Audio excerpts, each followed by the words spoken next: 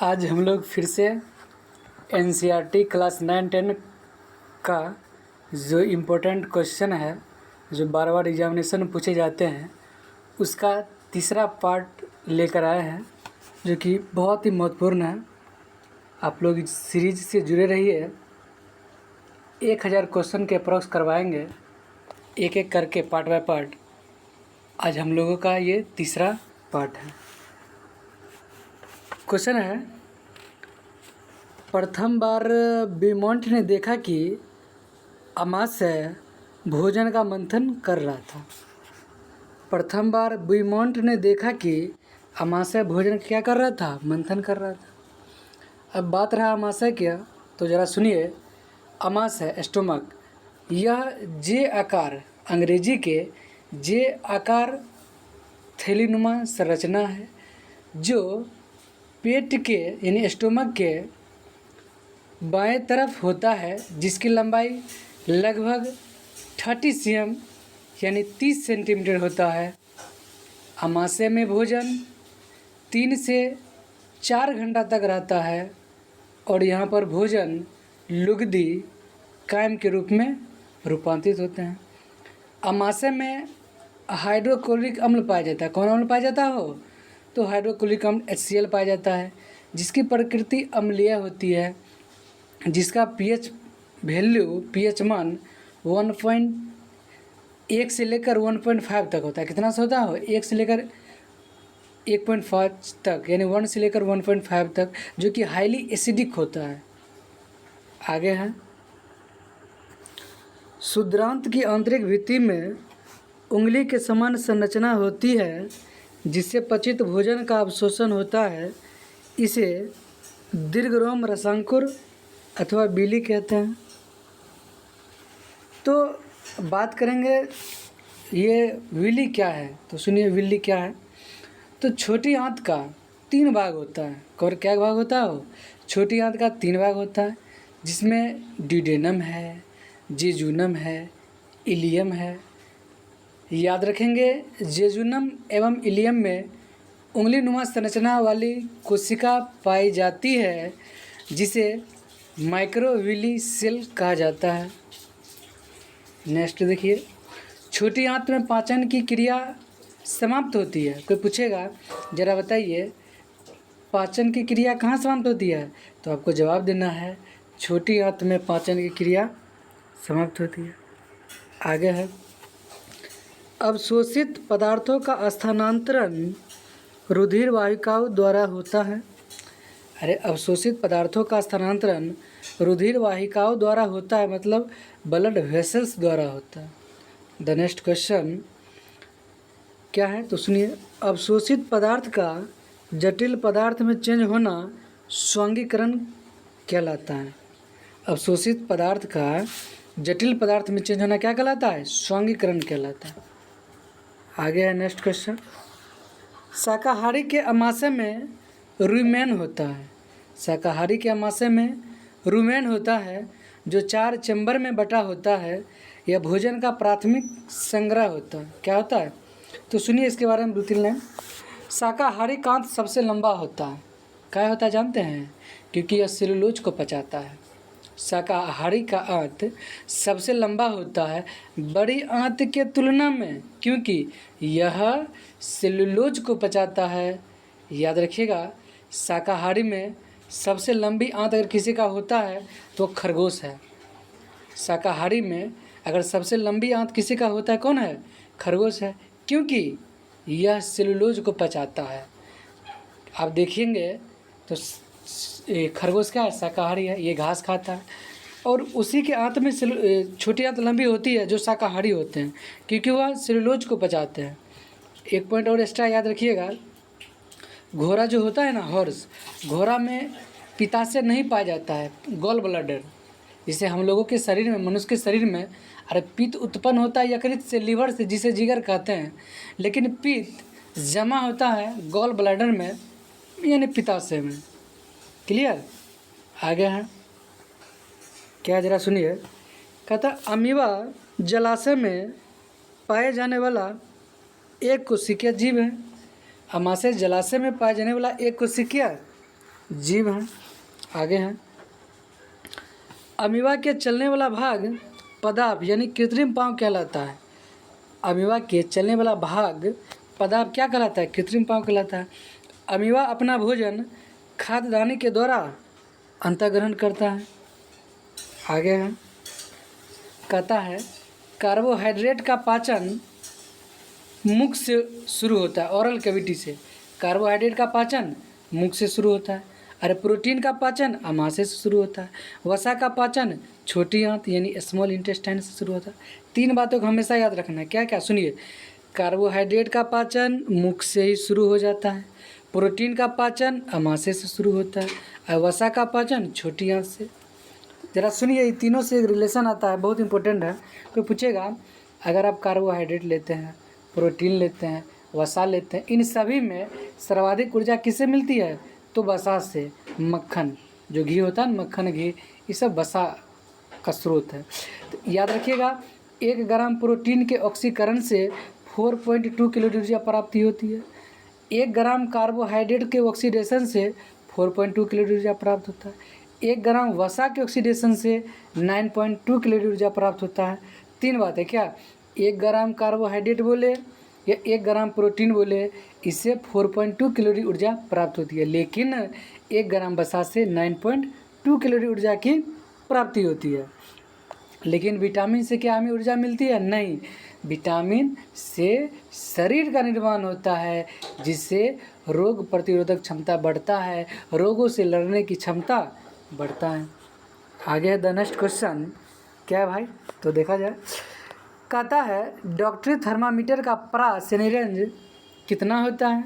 तो डॉक्टरी थर्मामीटर यानी क्लिनिकल थर्मामीटर का प्रास range 35 degree Celsius to 42 degree Celsius, या अगर फ़ारेनहाइट में बोलेगा तो बोलिएगा 94 टू 108 फ़ारेनहाइट।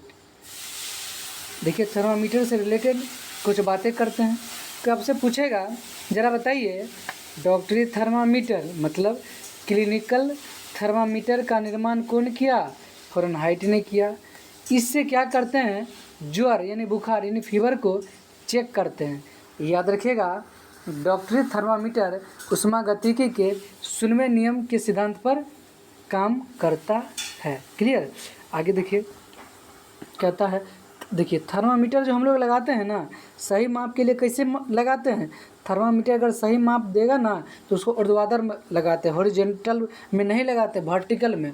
ऊर्ध्वाधर यानी वर्टिकल में लगाते हैं, ना कि क्षैतिज हॉरिजॉन्टल में। इसको याद रखना, बहुत इंपॉर्टेंट है। आगे है, वह प्रक्रम जिसमें ऊष्मा किसी वस्तु के गर्म सिरे से ठंडे सिरे की ओर स्थानांतरित होता है, क्या कहलाता है भाई साहब? तो चालन। क्या कहलाता है? चालन।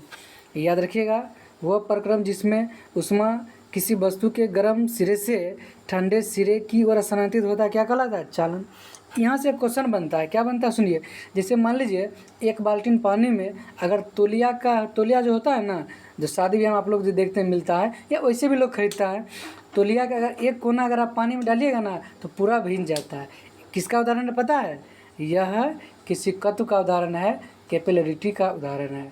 आगे क्वेश्चन है, क्या कहता है? अणुओं के द्वारा ऊष्मा का स्थानांतरण चालन कहलाता है, तथा अणुओं के गति के कारण ऊष्मा का स्थानांतरण संवहन कहलाता है। यहाँ से 3 बातें स्पष्ट होती है। क्या? तो सुनिए, ऊष्मा संचरण की कितने विधि है? 3 विधि है। कौन है भाई साहब? चालन है, संवहन है, विकिरण है। याद रखिएगा, केवल और केवल ठोस में क्या होता है? चालन होता है। द्रव और गैस में संवहन होता है, लेकिन गैस और निर्वात में क्या होता है? विकिरण। क्या बताइए, ऊष्मा संचरण की सबसे तीव्र यानी फास्ट विधि क्या है? तो विकिरण है। अगर फास्ट बता दिए तो स्लो भी बता दीजिए, मंद कौन है? तो चालन है। कौन है जी? चालन सबसे स्लो है, मंद है, और फास्ट है विकिरण। बोले तो रेडिएशन। ऊष्मा संचरण के लिए माध्यम की आवश्यकता नहीं होती है, लेकिन ध्वनि के लिए माध्यम की आवश्यकता होती है, क्योंकि हम लोग जानते हैं ध्वनि निर्वात में गमन करती है? नहीं करती है। इसलिए ऊष्मा संचरण के लिए माध्यम की आवश्यकता नहीं है। वायुमंडल गर्म होता है किसके कारण? संवहन के कारण। लेकिन पृथ्वी गर्म होता है विकिरण के कारण। रेडिएशन के कारण। आगे द नेक्स्ट क्वेश्चन कहता एसिड शब्द की उत्पत्ति लैटिन शब्द एसिड से हुई है। किसी हुई है? एसिड से। आगे देखिए ये जो दोनों क्वेश्चन है 78 नंबर बहुत इंपॉर्टेंट है। कई बार लोको पायलट एग्जाम में, रेलवे ड्राइवर एग्जाम में, टेक्नीशियन एग्जाम में, आरपीएफ एग्जाम में, और अभी रिसेंटली जो ग्रुप डी आने वाला है ना अक्टूबर में, इसमें भी पूछा जाएगा। क्या है भाई? तो सुनिए, हल्दी है, लिटमस है, गुड़हल की पंखुड़ियाँ इत्यादि ये प्राकृतिक सूचक है, नेचुरल इंडिकेटर है। क्या है? तो सुनिए, हल्दी है, लिटमस है, गुड़हल की पंखुड़ियाँ है, ये सभी प्राकृतिक सूचक है। अगर प्राकृतिक सूचक बता दिए तो कृत्रिम बताइए दीजिए, काहे सोचिएगा। तो सुनिए, मिथाइल ऑरेंज हो या फेनोल्फथलीन हो, अरे कृत्रिम सूचक में दिए गए हैं, आर्टिफिशियल इंडिकेटर में दो गो है। कौन कौन है?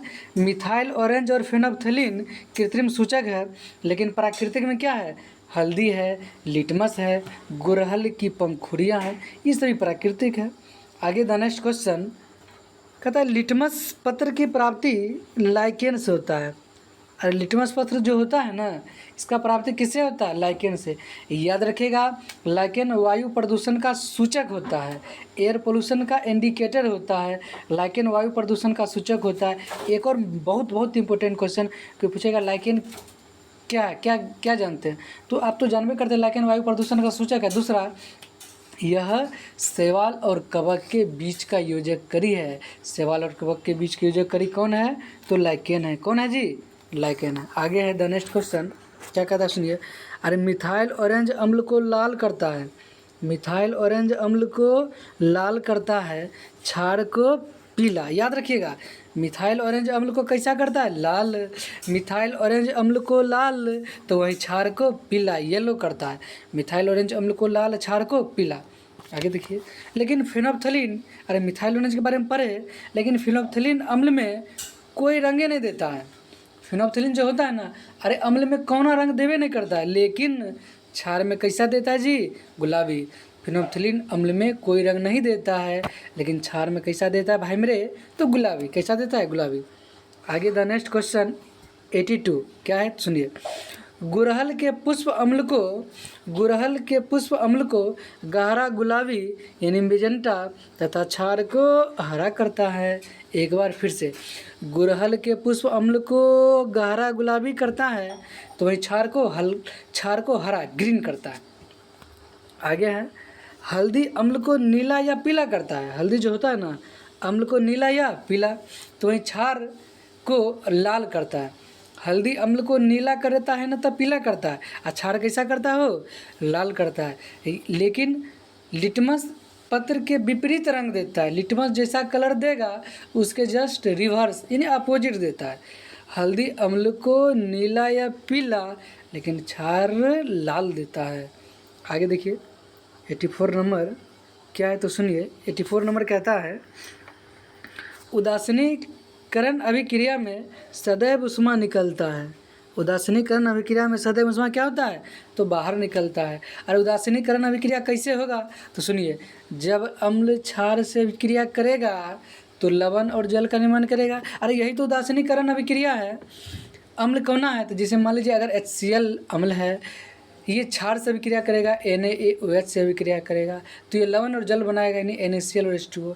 कभी कभी जहाँ पूछता है उदासीनीकरण अभिक्रिया निम्न से कौन है, तो बोलिएगा क्या बोलिएगा? सुनिए, HCl plus NaOH, HCl plus NaOH is equal to NaCl plus H2O।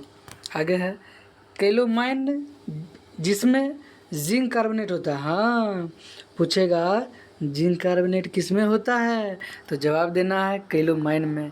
किस में हो? कैलोमाइन में। आगे है वह परिवर्तन जिसमें नए पदार्थ का निर्माण होता है तथा उसे मूल घटकों में नहीं लाया जा सकता, रासायनिक परिवर्तन कहलाता है। अरे वही बात, अरे जो हम प्राप्त होगा उससे भौतिक, आज जो नहीं प्राप्त होगा, जैसे पूछेगा जल बर्फ बन गया, फिर बर्फ पिघल के जल बन गया, ये कौन परिवर्तन?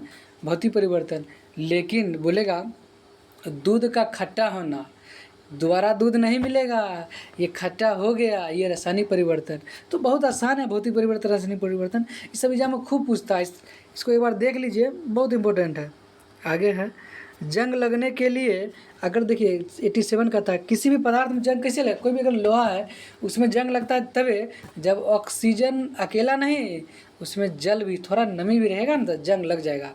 जंग लगने के लिए ऑक्सीजन प्लस जल अर्थात जलवाष्प दोनों की आवश्यकता होती है।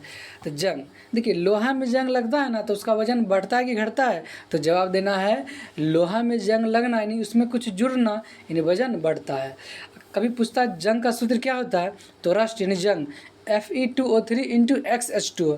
अरे भाई इसमें x क्या है, तो अणुओं की संख्या है, क्या है, अणुओं की संख्या है। तो बहुत एक बात और बताइए, अगर लोहा में जंग लगेगा तो कौन परिवर्तन, भौतिक होगा कि रासायनिक, तो जवाब देना है लोहा में जंग लगना रासायनिक परिवर्तन केमिकल रिएक्शन। आगे देखिए कहता है लवण युक्त जल, हाँ एक बार और जान लीजिए, लवण युक्त जल जंग लगने के प्रक्रम की दर को बढ़ा देता है।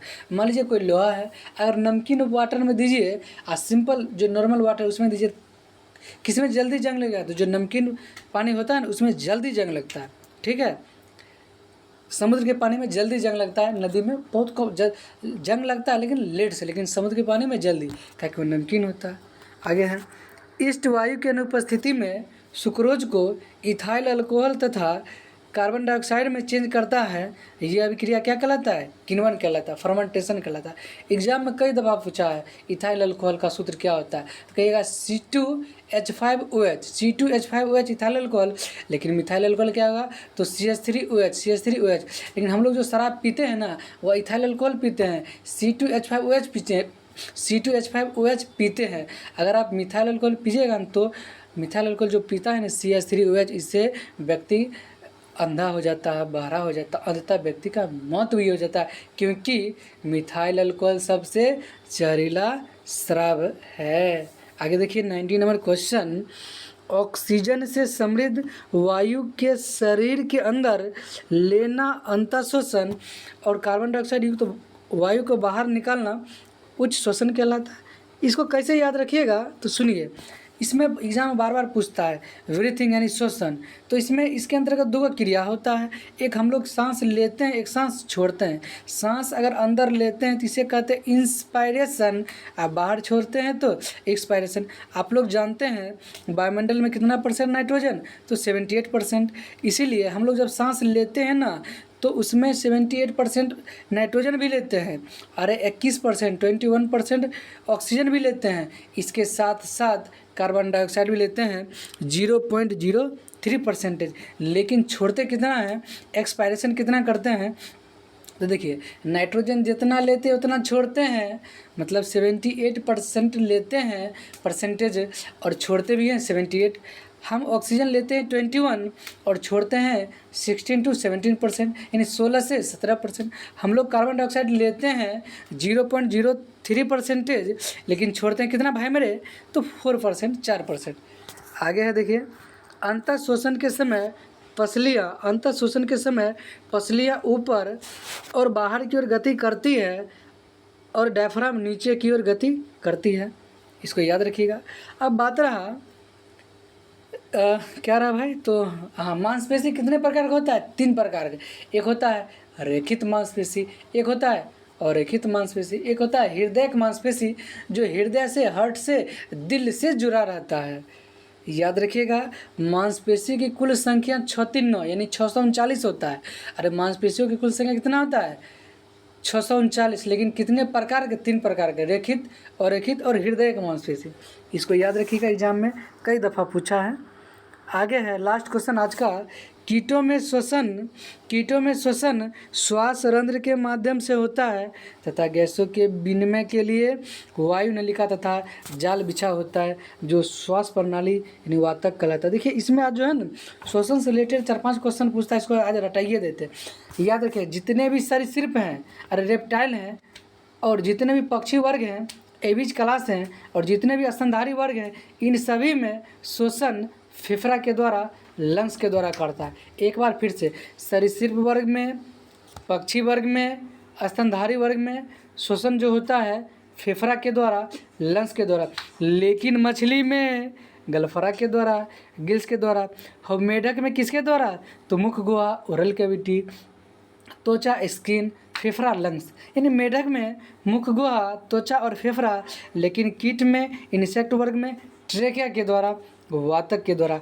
केचुआ में जो एनिलिडा संघ का जंतु केचुआ है, इसमें शरीर के सतह के द्वारा या त्वचा के द्वारा। लास्ट बार सुन लीजिए, सरीसृप में फेफड़ा के द्वारा, पक्षी वर्ग में फेफड़ा के द्वारा, स्तनधारी वर्ग में फेफड़ा के द्वारा, मछली में गलफरा के द्वारा, मेढक में मुख, गुहा, त्वचा, फेफड़ा। देखिए मेढक में 3 प्रकार से होता है, मुख गुहा के द्वारा भी होता है, त्वचा के द्वारा होता है, फेफड़ा के द्वारा होता है। इंसेक्ट यानी कीट में ट्रेकिया के द्वारा यानी वातक के द्वारा, ट्रेकिया को ही वातक कहते हैं, ठीक ना।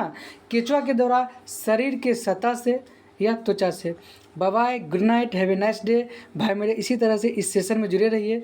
आपको जितने भी अभी वर्तमान में लोको पायलट, रेल ड्राइवर का एग्ज़ाम होने वाला है, टेक्नीशियन का एग्ज़ाम होने वाला है, आरपीएफ का एग्ज़ाम होने वाला है, और जो कांस्टेबल, बिहार कांस्टेबल का जो एग्ज़ाम होने वाला है ना 21,393 पोस्ट के लिए, इन सभी में बहुत रामबाण साबित होगा।